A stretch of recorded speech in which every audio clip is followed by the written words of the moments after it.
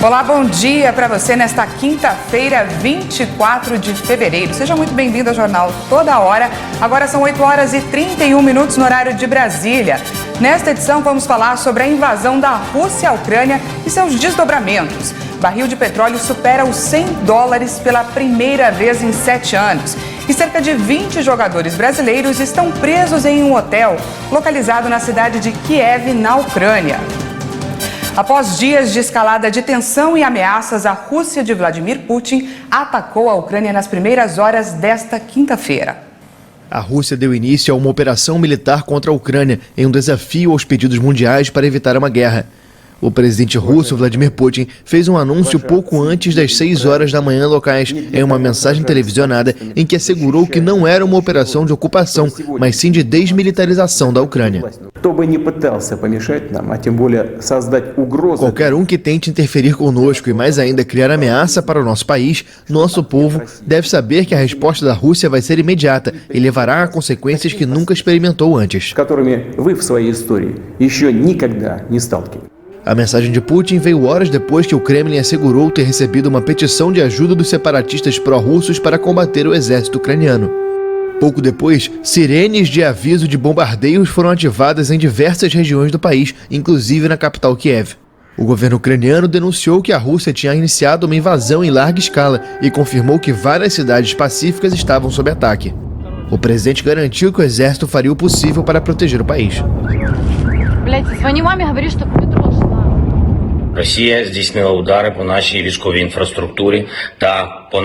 A Rússia iniciou ataques contra a nossa infraestrutura militar, contra nossos guardas na fronteira e destacamentos na fronteira. Foram ouvidas explosões em muitas cidades da Ucrânia.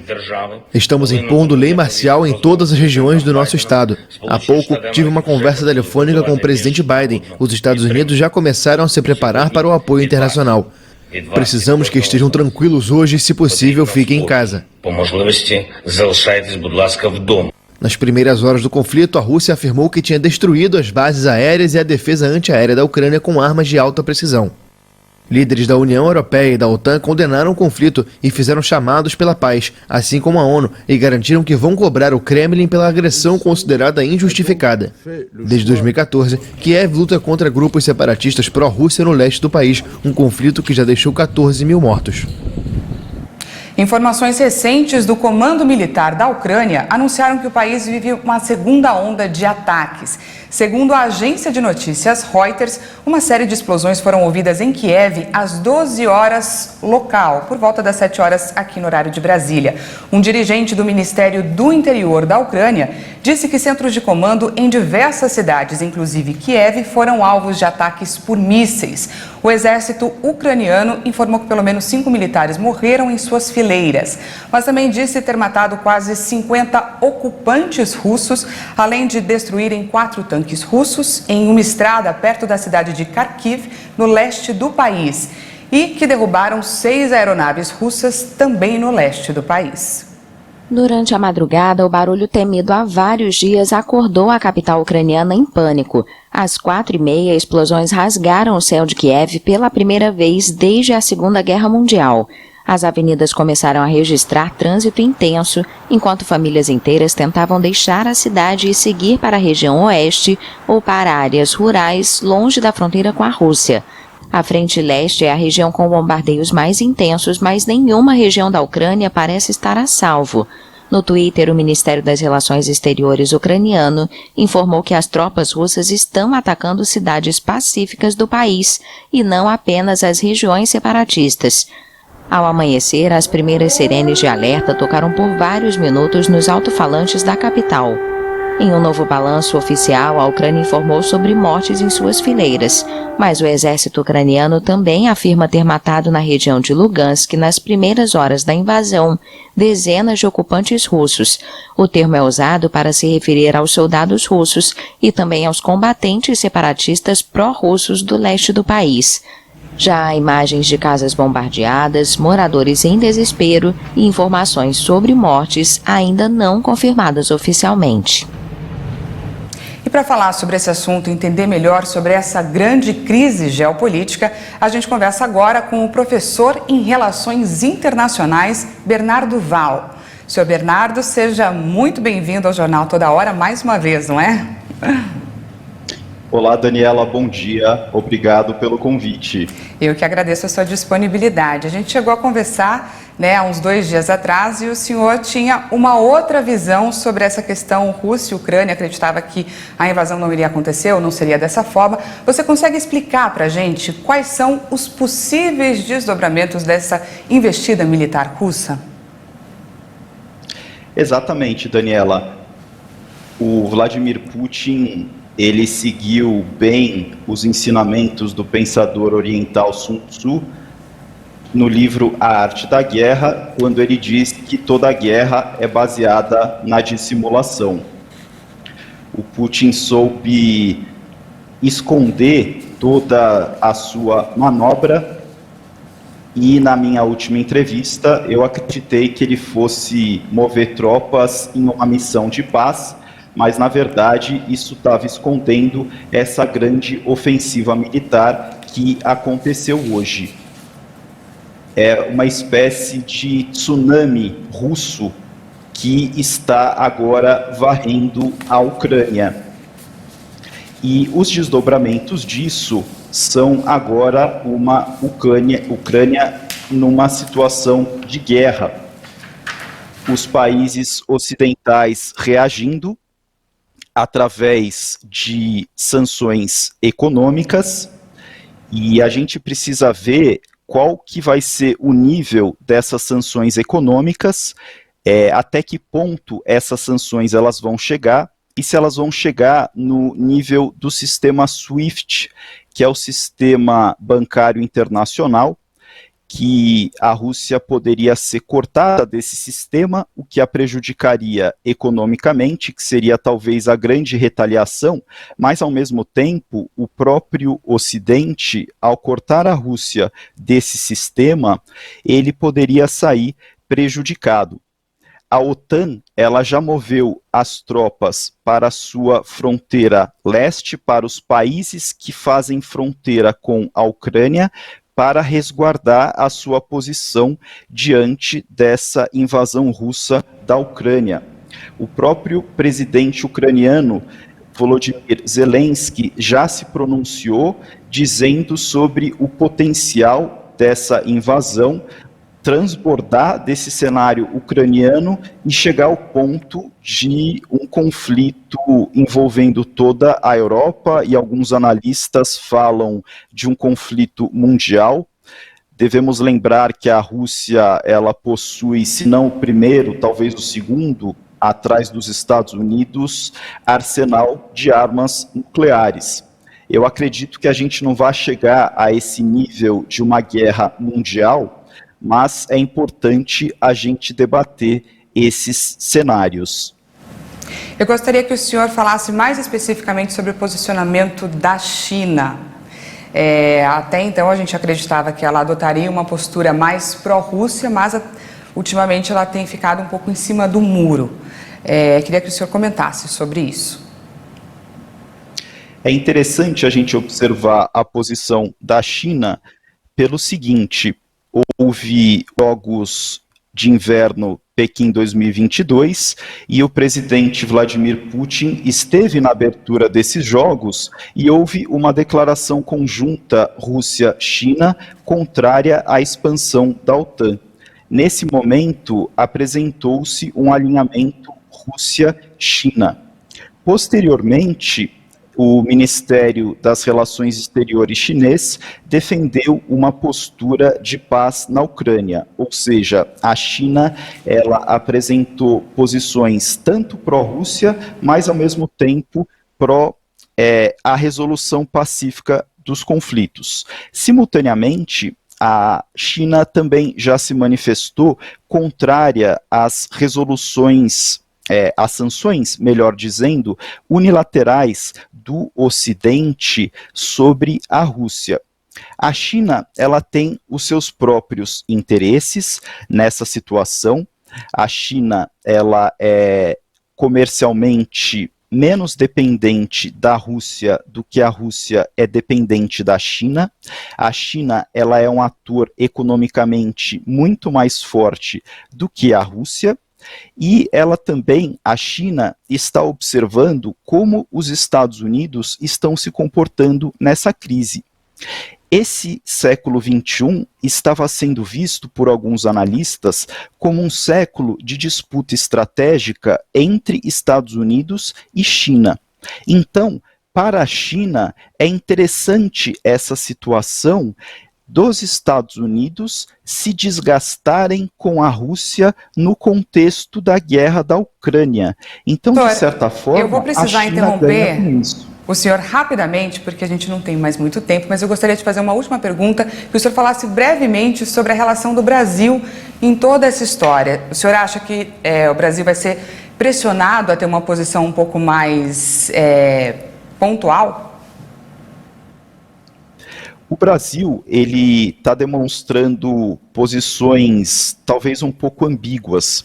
Por um lado, houve a visita do presidente Bolsonaro à Rússia, que foi uma visita controversa, onde o presidente Bolsonaro demonstrou solidariedade à Rússia.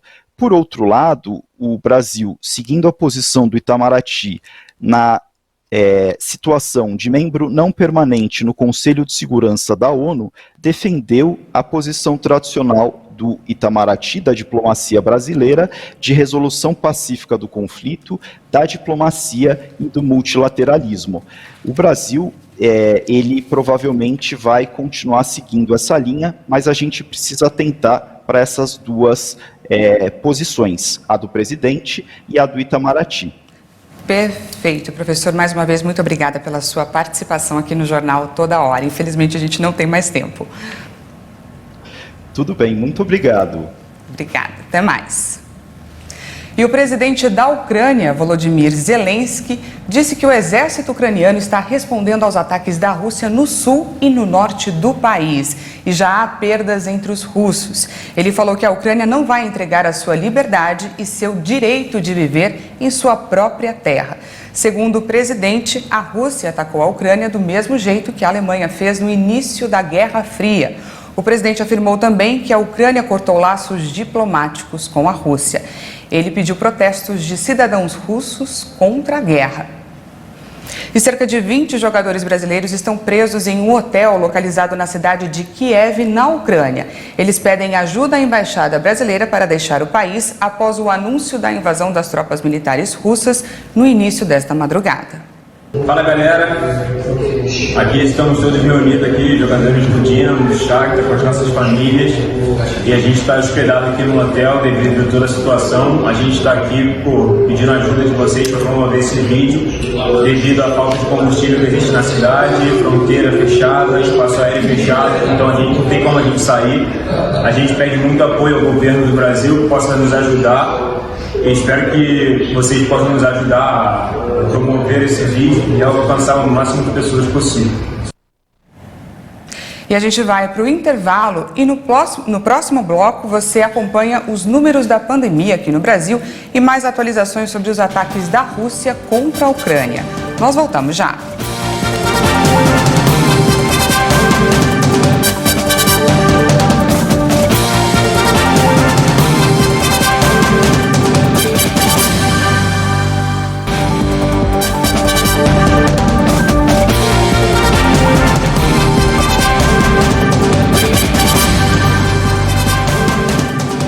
Estamos de volta ao vivo, agora são 8 horas e 48, quase 48 minutos do horário de Brasília. A invasão da Ucrânia pela Rússia derrubou as bolsas da Ásia e da Europa nesta quinta-feira e fez o preço do petróleo passar dos $100 pela primeira vez desde 2014. Por volta das 6h30, o preço do barril de Brent subia 6,48%, chegando a pouco mais de $103. No Brasil, o aumento do petróleo pode refletir na inflação e no valor da gasolina. Nesse momento de tensão elevada, outros ativos considerados refúgios seguros, como o ouro, o dólar e o iene japonês, se valorizaram. A Bolsa de Valores de Moscou chegou a suspender as operações após abrir com queda de mais de 10% e o rublo caiu 7% em relação ao dólar e atingiu seu mínimo histórico antes da intervenção do Banco Central russo. E Agora, então, a gente volta a falar sobre o ataque, né? Porque milhares de pessoas tentam deixar a Ucrânia para fugir da guerra. Vídeos e fotos divulgados na internet mostram a situação de caos em Kiev, que é a capital do país. Longas filas de carros se formaram na capital da Ucrânia logo nas primeiras horas da quinta-feira. O congestionamento foi registrado nas principais vias de saída da cidade. São pessoas que tentam deixar Kiev e fugir da guerra. Imagens divulgadas na internet mostram o caos no país logo após o início da invasão russa. As estimativas iniciais são de que 5 milhões de refugiados se desloquem para países vizinhos, como a Polônia. Relatos vindos da Ucrânia dão conta de que já falta gasolina nos postos de combustíveis, por causa dessa intensa movimentação. Os bancos também enfrentam problemas, já que muitas pessoas estão tentando sacar dinheiro em espécie para poder fugir. O som da sirene que alertava a população para o risco de novos ataques podia ser ouvido em toda parte.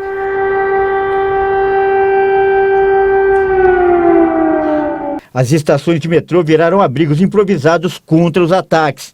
Alguns moradores gravaram vídeos que revelam a tensão nas ruas e dentro das casas, de quem acompanhou as explosões pela janela. E agora, mudando de assunto, a gente atualiza os números da pandemia. O Brasil confirmou 999 mortes pela Covid em um dia. O país também se aproxima de 28 milhões e meio de casos registrados em quase 2 anos. O Brasil confirmou 999 novas mortes por Covid-19. São 646.419 vítimas da doença no país desde o início da pandemia. Foram registrados 133.563 novos casos de Covid-19. Ao todo, são 28.484.000 diagnósticos confirmados. A média móvel de mortes chega a 806 vítimas diárias. O indicador registra estabilidade, com redução de 8% em relação a 2 semanas atrás. A média móvel de casos apontou 96.872 registros por dia. Já esses dados mostram uma tendência de queda, com uma redução de 40%. No cenário da evolução da doença por regiões, hoje, 7 unidades da federação indicaram alta. Em estabilidade, agora estão 11 estados: Acre, Bahia, Ceará, Mato Grosso do Sul, Minas Gerais, Pará, Paraná, Rio de Janeiro, Rio Grande do Sul, Rondônia e Sergipe. 9 estados registraram queda: Amapá, Amazonas, Espírito Santo, Mato Grosso, Paraíba, Piauí, Rio Grande do Norte, Santa Catarina e São Paulo. E agora a gente vai falar sobre os vacinados. O Brasil já aplicou mais de 388.306.000 doses de vacinas contra a Covid. Você confere agora o nosso vacinômetro. Segundo o Ministério da Saúde e as secretarias estaduais de saúde, mais de 171.875.000 pessoas tomaram a primeira dose. Isso representa 80,57% da população, enquanto 154.064.000 brasileiros tomaram a segunda dose, o que equivale a 72,22% da população. E a dose de reforço já foi aplicada em 62.367.000 pessoas, cerca de 29,24% dos brasileiros. O estado de São Paulo já vacinou mais de 65% das crianças dos brasileirinhos e inicia a aplicação da segunda dose infantil. No dia 15 de fevereiro, Petrópolis, no Rio de Janeiro, recebeu em poucas horas o volume de chuva superior ao previsto para todo o mês de fevereiro. Foram as piores chuvas no município desde 1932. Até o momento, o número de vítimas passa de 200. As chuvas que devastaram bairros de Petrópolis, na região serrana do Rio de Janeiro, causaram pelo menos 204 mortes. As equipes ainda continuam recuperando corpos mais de uma semana após a tragédia. Cerca de 51 pessoas seguem desaparecidas. Mais de 800 pessoas continuam recebendo cuidados em abrigos de emergência. O governo federal lançou a Carteira Nacional de Identificação, que vai ser um documento único do cidadão brasileiro. O novo documento deve desburocratizar e modernizar a vida do cidadão brasileiro. Não será mais necessário decorar o número do CPF e do RG.